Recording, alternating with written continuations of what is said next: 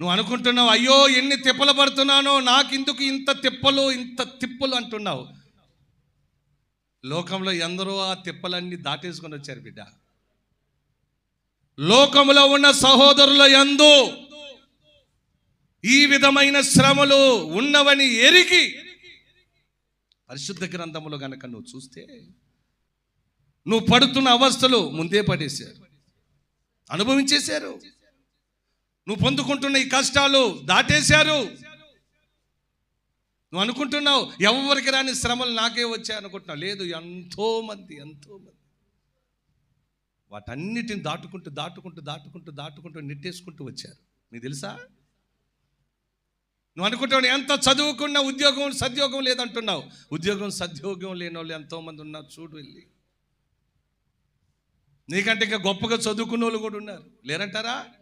కష్టపడే వాళ్ళు ఎంతోమంది ఉన్నారు, చెమటోరుస్తున్న వారు ఎంతోమంది ఉన్నారు.